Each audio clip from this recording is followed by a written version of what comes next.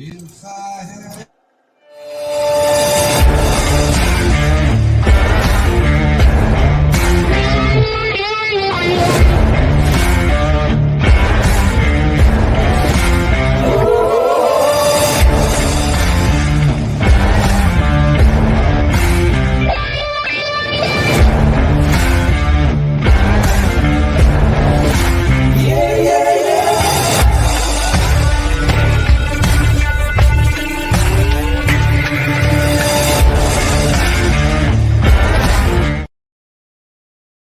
that's beyond the point.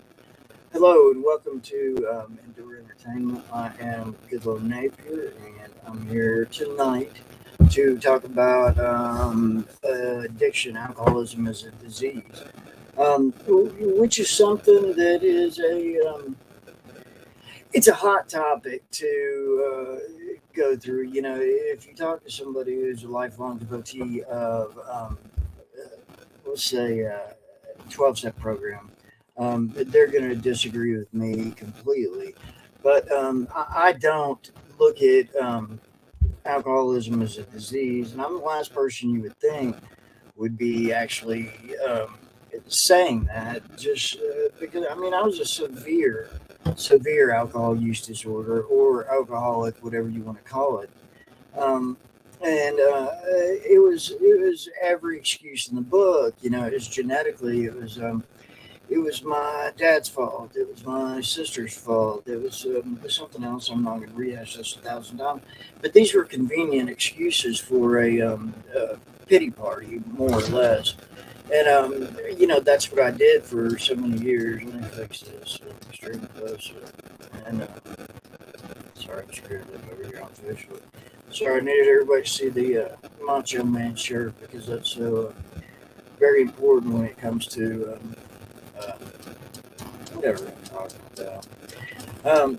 But anyway, to get right into this, alcoholism is a disease. This was a process that was championed by a guy named E.W. Jelnick and Alcoholics Anonymous itself. And the reason it's termed a disease is because the American Medical Association agreed, yes, that they're going to call it a disease. Now, the thing that people don't understand and can't get a grasp of when I talk about it is the fact that it very much makes economic sense that alcoholism, as it was called, is labeled a disease because that cuts the red tape of the medical billing. And then somebody can be, you know, long-term care. They can, as AA says, keep coming back, and it's very, to me, it's become quite an issue because I know of rehabs, and I'm not saying there's anything wrong with the same person going back to a rehab, but I know that some people will use that. It's not a rehab; it's a recovery center, and that's just a place to have a room, detox, and free food. In my opinion, a lot of times because of the assessments, and they're not capable of doing a case by case basis. What I mean by that is most people who come in for addiction have some sort of trauma going on in their lives, or has been going on in their lives, and depression, anxieties, etc., etc. And listen, you're taking. I know the last time I went to that worthless place in Nicholasville is my assessment. It was basically, hey, what's your name, your phone number, do you remember your birth date, what's your insurance card, etc., etc. Waste of time. And then they put me out there with probably 25 to 30 guys out in the smoking section. Say, hey, meet these guys. Hope everybody gets along. And then we're going to do a bunch of groups together. And that's all it consisted of, was groups and going to church. Now, me later on, after I started healing from my end-stage liver failure and kidney failure and had no chance of living, I really searched for answers, and that's what got me back into school to work towards a degree.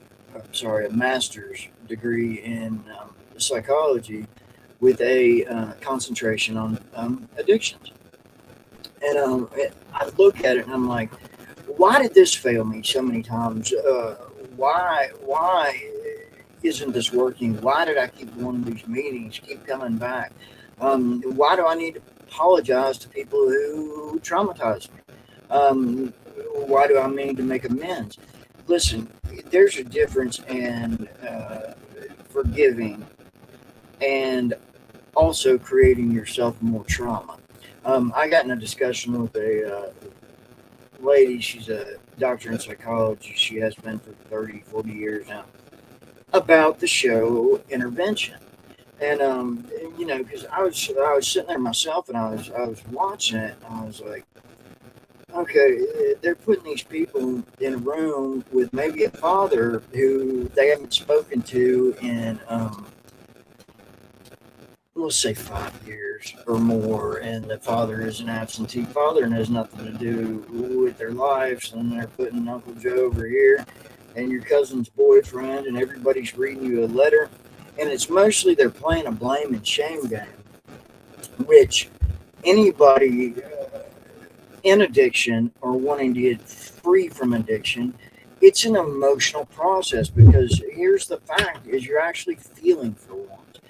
And I spent years, over 2 decades, hiding from feelings, and that's the truth. That's the absolute truth and the way to look at it.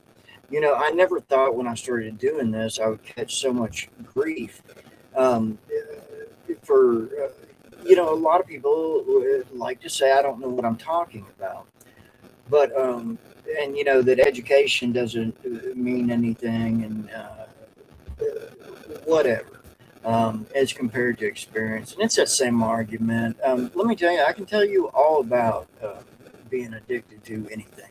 I've got that experience. I've got more than a lot of people do. And that's not something to be proud of, but it's the truth. And, I own that part of it. But I also didn't understand to the level I do now the theories of personality disorders, the different types of therapies. From right now, I'm very big into Gestalt therapy and cognitive behavioral therapy, and that's keeping someone in the now instead of. I'll give you a quick example. Somebody could be saying, I've got all this experience, I've got all this education, or I've got all this lifelong experience in building houses and so on and so on. I should have a better job. I should be more adaptable to social situations. I could have done this differently. So, with this type of therapy, you eliminate the should have, could have, and would have. So you take it out of your vocabulary and you focus on the now. What now? What do I look like today as compared to yesterday? And, you can't stay trapped in what they call addiction forever. And I'm a big advocate of saying, again, that it's not a disease. Listen, in the updated stats I went through yesterday, now it's increased, but you've got 12% of the doctors in the United States who believe alcoholism. And I'm going back to calling it alcoholism for bit, and I'll explain that later because they're trying to differentiate in medical terms the difference between alcoholism and alcohol use disorder, where alcoholism would be chronic, and that's purely, I believe, I'm not for sure, for billing purposes. But so that's back on the front. I prefer to use alcohol use disorder um, because the way it's been labeled to us for the last century is that it's incurable. You're always going to stay in recovery, and that's the same model that is used time and time again through every. I've been through rehab 4 or 5 times, and every time it was all about the same thing. And that is part of what got me looking for answers. And granted, man, I had to die to come back to life. And I looked for people to say good job or people to understand and agree what I was talking about. I didn't, I was looking for acceptance, which more or less I wasn't going to get because I decided to take another step and go on another level and actually educate myself about what in the hell was wrong with me. Why do I keep going back to the same pattern? Why? And, I did that and I think about it and I talk about it that I can't put together one solid year in the last 20 years. Now, that used to be what's convenient when you go through these 12 steps. It's not your fault. You can't help it. You don't have a choice. And I will tell you from somebody who nobody in my friends, family, or anything else ever thought that I would get sober. I can absolutely tell you that there is a choice to be made. There is a choice to get help. There is a choice to better yourself. It's scary. And that's the thing. You have to have the guts to do it. I know when I was talking to a doctor this week, I don't want to say her name and just out it because I'm paraphrasing her thoughts and ideas with her doing it so long. That's not cool, man. But in looking back through all of this, I can specifically remember after they told me, and I was told I had 3 days, maybe a couple of weeks at the most to live. And I remember certain people saying, "Am I scared?" I remember other people coming and telling me it's okay. It's okay to go. And still pisses me off. But that's just me being me. So I was not scared of dying, and it's the first time I said, and that don't make me tough. It's the first time I came to a realization that this is my fault. My choices got me here. My choices got me till I had somehow a 0.58 alcohol level, and that's, 3 points above death. And I started really taking responsibility and acceptance. When I started therapy, it was a death and dying therapy. And after going through that and digging into some of what happened in my childhood and other things, that I, by the grace of God, started healing. I had end stage liver. I had end stage, and it is what it is. You hear that, and you're already planning somebody's funeral, which mine was being planned. Thank you for those who planned it. But my biggest fear, and I can say this time and time again because I'm always taking on in my life the fact that I'm not religious enough, and you know what? I'm not religious at all. I think religion is a farce and a buzzword. Um, I am a man of faith and a man of being very grateful to be here today. And I can remember in my private conversations with God, I'm still bedridden. My testimony, there's nothing fake about it. I was bedridden, couldn't walk.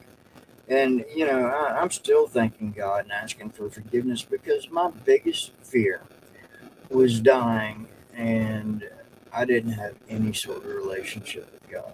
Sure, I was religious, but I didn't even know how to pray at this point, and that changed me to a bit. So when I get better and I get out and start doing testimonies, I'm kind of being told what to do and say, and uh, so on and so on. And I can remember friends saying, "God, forgive me for the sins I sin every day. I'm Generation X. I cuss like a sailor sometimes."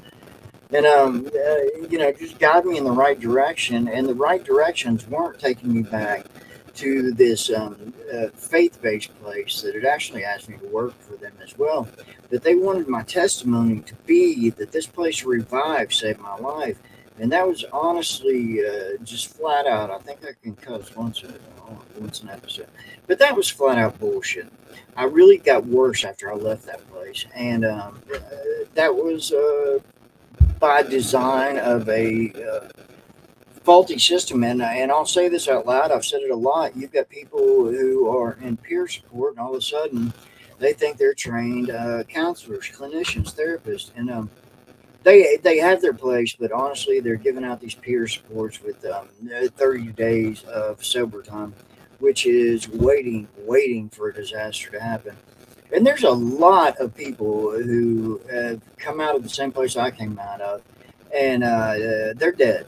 And in the past few months alone, I know one was a kid who personally meant a lot to me. His name was Chris Lawson. I'll never quit saying his name. Him and I have been talking regularly, and we were talking about getting him on a bus to come back from Dayton, Ohio, to Lexington. And unfortunately, true story.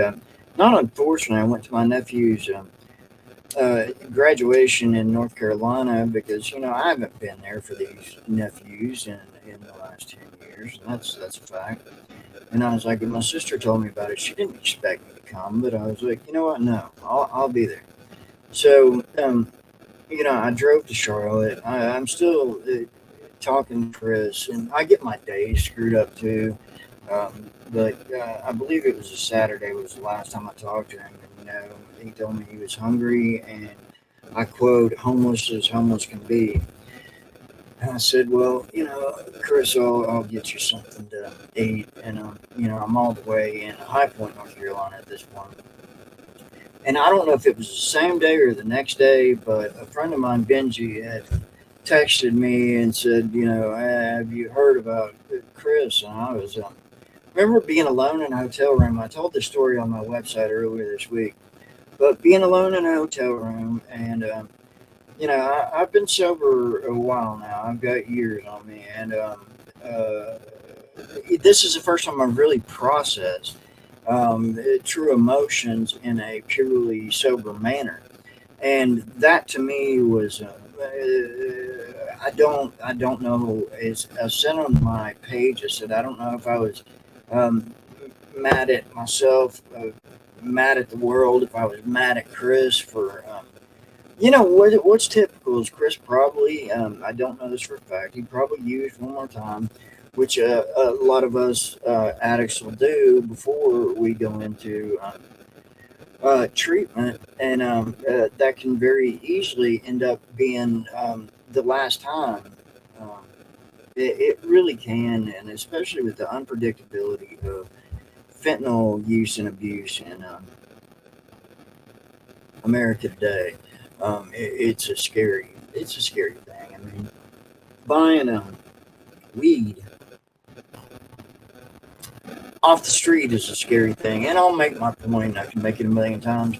I'm not a weed smoker. I'm not a marijuana smoker, but I absolutely support the legalization of it because when a lot of people say you've got to pick the lesser of two evils, as a lot of people who voted for Trump in the last election said, um, uh, the lesser of two evils is one, marijuana is not addictive.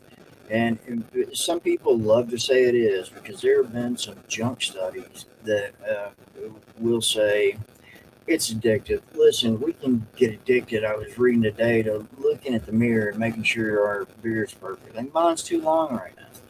And things like that. But the healing possibilities of a marijuana, magic mushrooms, of an LSD, of an MDMA. I mean, research this yourself. There's a clinical study that's been going on with shrooms um, for a while now. I think 2 years, and you've got a 45% success rate of people right there after a 2 year period now. And you compare that to something like an AA where somebody quits going. AA has a dismal success rate. I mean, it is what it is. Does it have a place? Yes, it does. It has a maintenance place for maintenance with abstinence, but that's it. And people tell me this all the time that I'm so wrong. I don't understand. No, I've been through that program. I get it. I get the 12 steps. I get the pity parties. But it is one of the most enabling experiences in my life because sit there and listen to a story that's so absurd. And somebody's patting you on the back and they understand. And they also say, relapse is a part of recovery. No, it's not. And I mean that. I don't know how many times I relapsed. Goodness sakes, in 2008, I was seriously in a coma because I detoxed so hard from alcohol. And I was in a coma for 3 months. And I came out, felt like I was Superman. I was at AA telling, my story. And, everybody's like, man, you're really a fighter. You're really tough. All that did with me is have me drinking heavier in the long run. And it's because I started to believe my own BS. And, another thing, I'm not hard on friends and family who drink. I'm not that guy who walks into a room and says everybody has a problem. I'm not the guy who says, no, I can't be around alcohol. I can't live life normally. I can't go to Kroger. I can't go to a Meijer. I can't go to a restaurant because guess what? There's people drinking. That's the biggest bunch of nonsense in the world. And I mean that. One of the things in any 12-step model is taking responsibility and accountability. You need to be accountable to your fears and fight your fears and not sit there literally on your ass going, I got to run and hide from this stuff for the rest of my life. Um, you don't. You can fight back. I don't get triggered. I don't have cravings. I don't have fond memories of drinking because I look at it for what it was, and that is a fact that I've said this a million times. I was a bad drinker because for one, and I'm dead serious when I say this, I do not like the taste of alcohol. It gags me every time. It always has, but I will manage or would manage to get that down, and especially in the last 4 months, I was drinking 1.75 of Tito's a day. There's no ifs, ands, or buts about that. It's the truth. And I don't know how I drank that much, but I do know that it was a liquid diet, so it was probably giving me enough sugar calories to keep my body moving, but my brain was somewhere way back there. And and and drinking that much, I don't know to this day. I've talked about therapists with it, and I talked about it with a psychiatrist. I don't know if I was completely suicidal because I knew my health was failing. I knew that I was dying. I mean, I'm getting up in the morning, I'm throwing up blood. I've got gastrointestinal problems. Come to find out later, my stomach was wide open. And I'm filling with blood daily. And uh, when I got to the hospital, and even after I was told I was dying, when I started healing, I still had that thought in the back of my head. Gosh, I'd like to drink all this away, and I didn't. And that's for me to be proud of me and taking accountability. There's nobody that forced me to drink. I didn't grow up in a household of anybody who drank. And, my parents didn't even smoke or do any kind of recreational drugs or anything. But My dad had his problems with being a terrible parent. He was abusive, and I carried that through life, which is hard to even go back on to this day, but it doesn't bother me as much because I've been able to forgive him, forget it, and move on and focus on the now. I'm 2 years later from when I started back at school. I graduated summa cum laude. I've got 33 hours left on my master's, and my job is to assist people in getting better. It's not to. I'm going to use Kentucky slang and say you use a bunch of hogwash and say you work this program. Here's your deal with AA and recovery centers. Difference between recovery centers and rehabs is basically rehabs. You're going to be lucky enough to have more medically trained staff. Um, but anybody can start a recovery center. Anybody can, and it's a wild, wild west. Medicaid has to pay for it. Medicare has to pay for it. Most insurances will pay for it, and that is because it is listed AMA as a disease. So you've got long-term care and everything else. The lobbyists for this were a guy named E.W. Jelinek and AA, and let me see if I can actually, if I've still got that pulled up. I just wrote a paper on this. Yeah, disease theory of E.M. Jelinek. I think I keep saying E.W., but I never get that right. Jelinek effectively promoted the disease theory of alcoholism. He was paid by wealthy alcoholic R. Brinkley Smithers to write the disease concept of alcoholism. It was published in 1960. His theory that alcoholism is a disease is highly controversial among researchers today. He created what was called a Jelinek curve, and it's a man, it's a cluster. There's nothing. It's been long debunked, and listen, the history of this guy is honestly, he is truly that carnival barker salesman. But he was highly respected back then because he made everything up. A Jewish guy who said he graduated from some of the most prestigious schools in Germany during the Nazi era. And it was just, it's a mess. But the man was considered at the time, and I'll just read this, who was a pioneering alcohol researcher. Jelinek was born in 1890 Brooklyn, New York. He was the son of Rosalind Jacobson Jelinek and Evan Marcel Jelinek. His mother was a well-known soprano whose stage name was Marcel Lind. Um, while he was a preschool teacher, the Jelinek family moved to Budapest, Hungary. That's getting boring to me. Um, when Jelinek was in his late 20s, all evidence indicates that he was engaged in illegal currency transactions.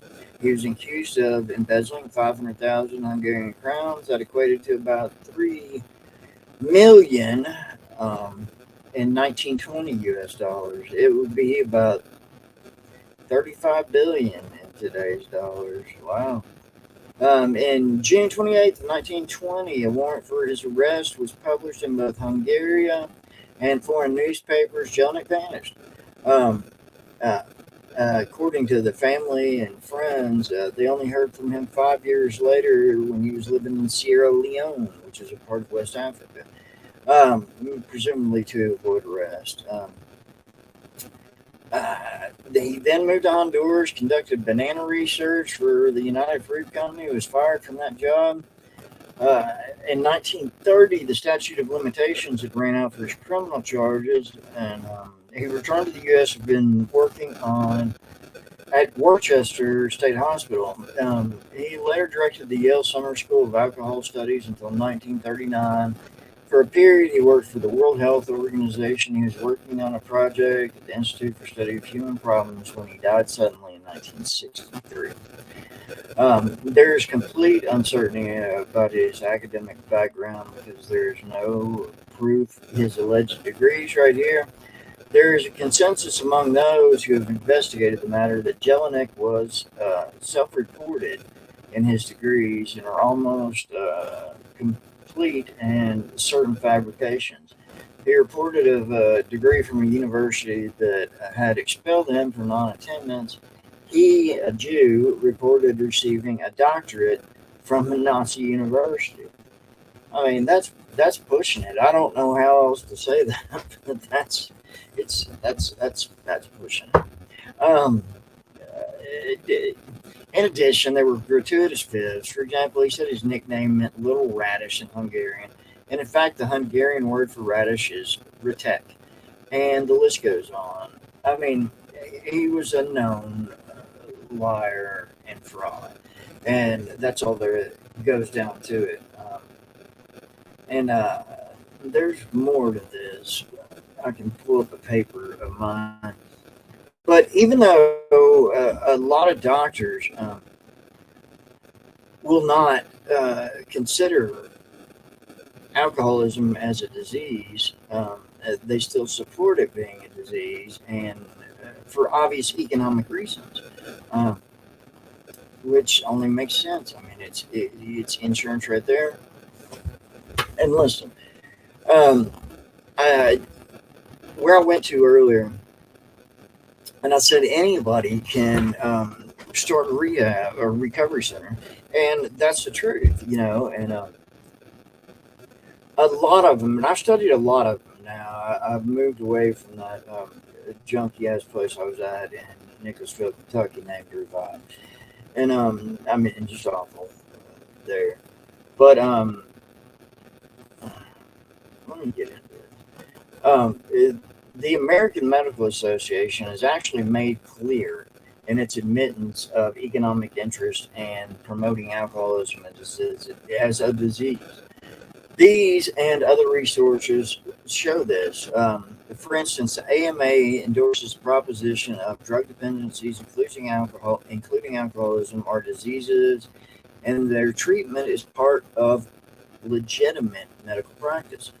Also, the AMA encourages insurance companies and prepayment plans to remove unrealistic limitations on the extent of coverage afforded to the treatment of alcoholism. Recognizing that alcoholism is a chronic illness and that multiple hospital admissions under medical supervision may be essential to arresting the progress of this disease, um, most rehabs except Medicaid and Medicare, who as an insurer has to weigh out so many facts. And this is quote me. Uh, the fact addiction is considered a disease by the AMA, rehab is less costly than hospitalization. I should have said recovery right there. And in a worst case scenario, hospice care is way more expensive than most rehabs. Um, there's more bias. This is where I actually admit my bias when I do my research papers. As I've learned, the deeper I get in, okay, deeper I get into it, and that being the reason it's currently considered a disease when only 12% of doctors in a nationwide survey in America consider it one. And that was from alcohol.org. In terms of my own biases, good low, the failures pushed me to look for fruitful answers as I move forward in my chosen path. For my chosen profession, without critical analysis, skill development, I myself would remain stagnant. The study of wellness itself within mental health and addiction is key to progression and one of the largest killers in the U.S. And this was another, I mean, it's a long paper, but it was also another, uh, I got 100 on it. And that's not the point. It's because, you know, I do my research. And, back in the day, I would have been, I guess there's a lot of people who say degrees don't make a person, don't mean anything. Man, that's just so wrong in so many ways, and I dare the people who say that to go ahead and sit and have to go through the research that I have to go through, and that many others have had to go through to get that piece of paper, as it's so often called. And it's not a joke. You have to learn. The ins and outs. And man, when I look around, especially in the theories of personality disorders, and I think back in my own life, I often use myself as a case study, especially with my many years in addiction. I mean, I don't think I could tell myself the truth, and nonetheless be, honest and open with friends and everything else. And, when you have what they diagnosed me with was chronic PTSD or CPTSD, and that's okay. I went through uh, enough therapy. I went through a full program with it, and that's part of why I don't blame anybody or anything else when it comes to drinking. It is you have a choice to get better, and every addiction is different. I am going to say that. I'm not. I've never been a shooter. I didn't really do hard drugs. I barely smoked marijuana in my life. Um, but again, it's a case by case study, and if the legalities of it weren't so lax, where I said that anybody that's breathing can start a recovery center, seriously, and they can bill Medicaid for ridiculous amounts.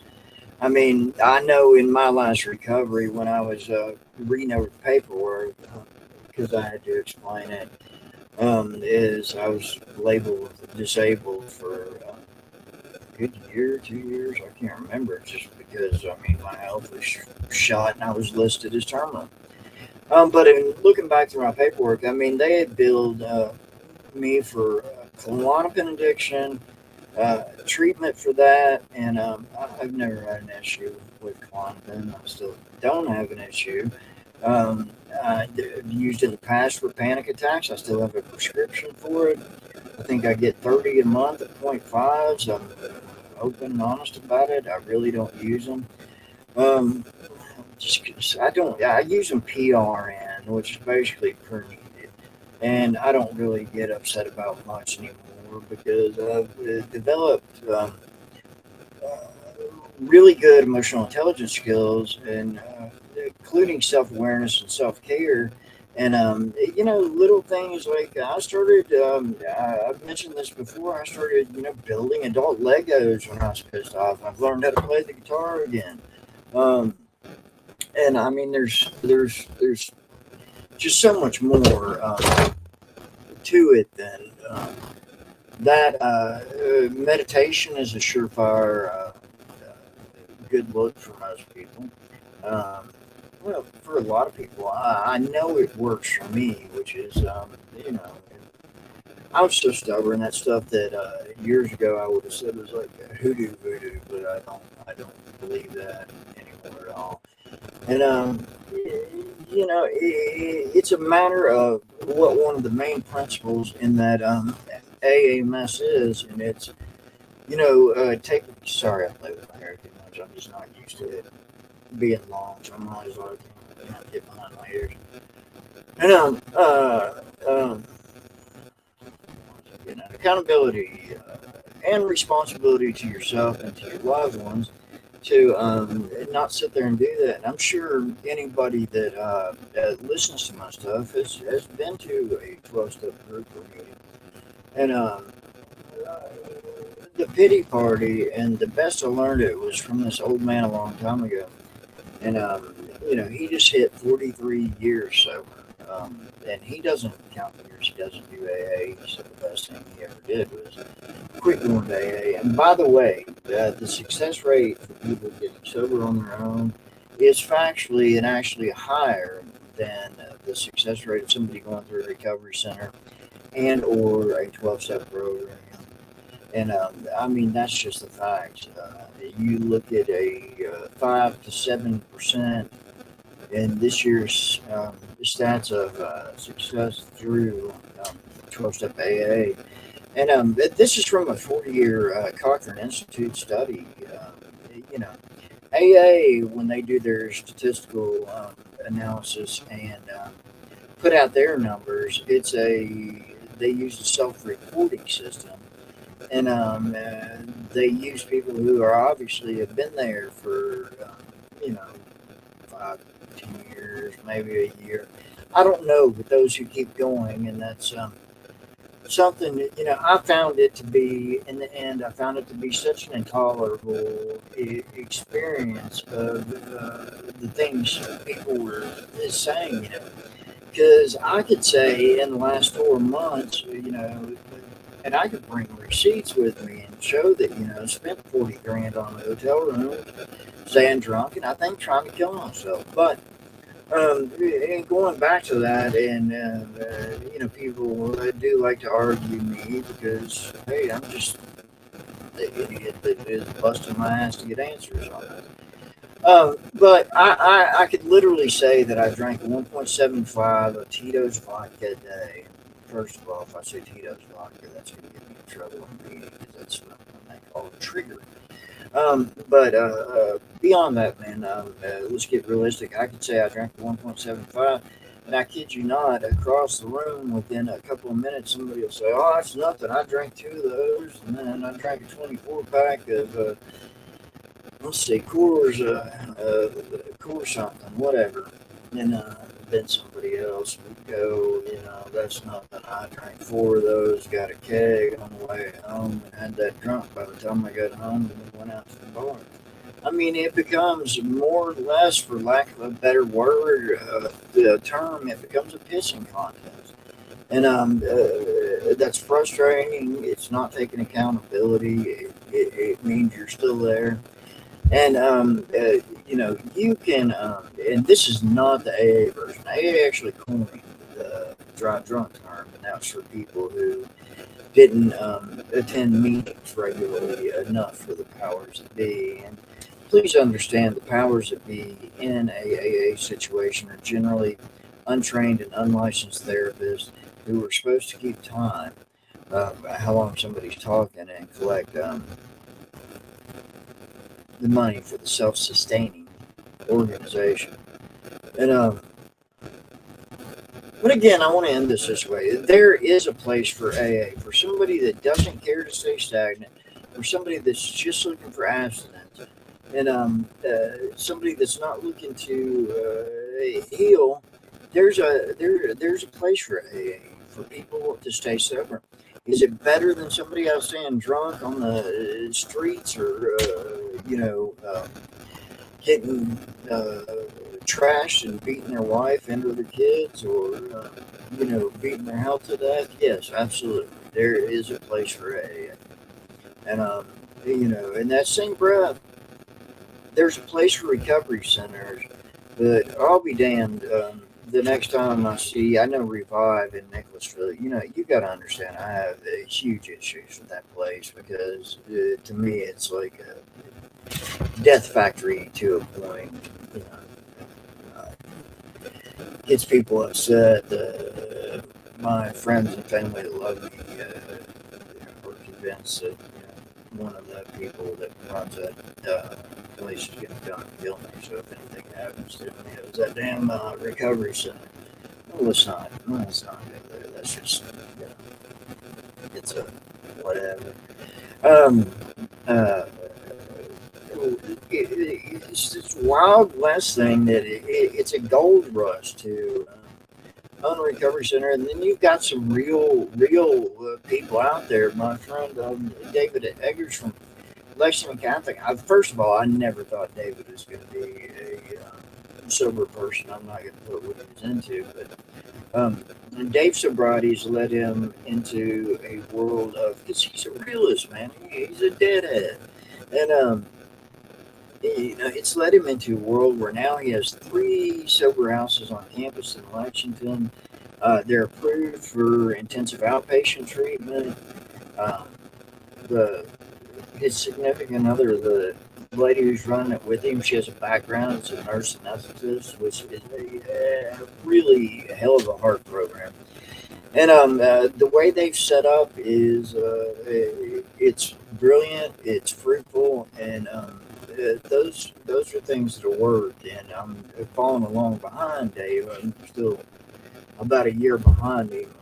I can start counseling in April of next year, and go from there. But I'm very some people say opinionated. I would say I used to be opinionated, but now I'm very fact based on things. And I don't like to hear rhetoric. I don't want to hear the arguments um, about my harshness on the 12-step programs and things like that, because I'm telling you, that's a free program that people are able to open a recovery center, use that same program, don't differentiate from it. And they're getting a free program. And think about this in terms of economics. So they've got this free program. What's their overhead? Maybe the rent on the place, if there is rent, the electric bills, the food, which most of it, the last place I was at, gets donated. A lot of it gets donated, and they still make everybody that goes in there get a SNAP benefits card, which they use to save my food. I sell them at a Kroger for all I know. But with all that said, it's if you look at it as a business plan, I've got a built-in free program that I can add to. And now, listen, a lot of them add to it by saying they're faith-based, and all you're going to get out of that is a bunch of jackals that are saying praise Jesus, going out and doing the same stuff just another day, but in hiding behind that praise Jesus. And I will tell you, I've told a million people this, and I learned this at Lexington Catholic when I was a kid, that if you're taking the Lord's name in vain, it's not the person who's saying GD, it's the person who's fraudulently using Christ as prophet for themselves. I mean, and I can tell you, I can't stand Joel Osteen. I didn't like Timothy Faye Baker. And the list just, it would go on forever, and that's me going down a rabbit hole. So, but it was good to be back. I'm really so tied up in studies. It's crazy. I hope to do another one next week if I can. If I can't, I'll pull up one of my ones from when I was like, no kidding. I mean, when I got home, I was 5'10". I was 115 pounds. What a difference. I'm 185 as of yesterday. So, a little bit healthier, and I give all that credit to Macho. I'm sorry, but if y'all haven't listened to Macho Man interviews from the 80s on YouTube, I think I can laugh for a good hour. If I was in a bad man, that's coach. You'll listen to the old wrestling promos from the 80s and early 90s. It's too much, but it's funny. But listen, much love to everybody. I try and get my point across. If I don't, trust me, I'm using it with an educated mind and not using assumptions anymore. And that's one of the part of wellness and critical thinking, which it is my job moving forward to question everything. And I got into this. I didn't want to go back to school 40 something. I got into this to get answers as to what happened to me. And that's what I've searched for. And fortunately, that's blossomed out into, okay, there's other ways to assist people in this process and what they're going through. And, it's pretty cool. Like I said, I would never have thought I would have so many shade tree sobriety coach experts and stuff who question maybe my demeanor. I'll tell you, most people think I'm an arrogant asshole because I really don't hold back, and I'll just say what I mean as evidence. I went confronted a pastor in a church in Nicholasville, Kentucky, who's spreading false narrative for profit. And honestly, this is the type of stuff that can kill somebody. Please look at it this way, and especially when I talk about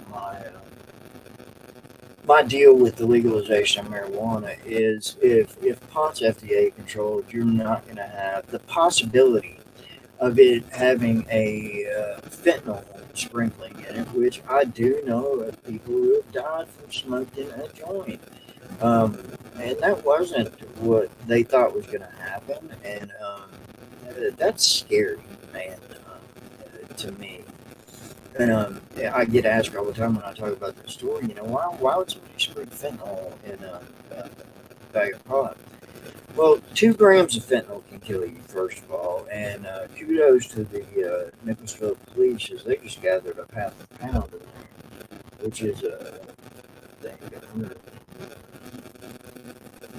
that could kill 133 um, thousand people, I believe. It was 226 grams. So yeah. I mean, I'm on board with that. But when they sprinkle it, the reason being is all I can figure. And somebody tell me if they think I'm wrong. But I would think business is business, man, and go back to that old formula. And people are going to go to pot sales or word of mouth. You know, Jimmy John's got the best pot down, man. I'm telling you, but that could be laced with fentanyl and can potentially be deadly. I never, when I got into this stuff, I never thought I'd be telling a story about a kid dying from smoking a joint. But that is life, and I will see you all next week. Possibly, we got to work out some things and start doing this on a more professional level the closer I get to being licensed and all that stuff. From what I understand, I need to start watching my mouth, but that's up in the air. So everybody have a good day, have a good night. I do love y'all. If anybody needs any help, the ticker at the bottom says on this one, it's facebook.com /goodloe.napier. But my name is Goodloe, Goodloe, and you can type that into Google or anything on my Facebook pages. But if you got something need, or if you have some questions about, what's going on with you, I wish I would have had somebody to answer me open questions who wouldn't BS me. About everything, and especially you're always going to get people who go, "You keep going this way, you're going to die." Tell me something I didn't know. I mean, come on, it's ridiculous. Yes, it can kill you. Keep using stuff that's bad for your body. I mean, cigarettes. You can actually overdose and die on water. So I'll leave it at that. And thanks for those who tuned in. I don't ever look at comments till later because honestly, if there's a rabbit hole to be found, so then I get real strong my hairs on it. If there's a rabbit hole to jump in, I'll fall down and take it with me for a while. It's pretty fun. So, all right, much love to all, and I will see everybody again next week. Good night.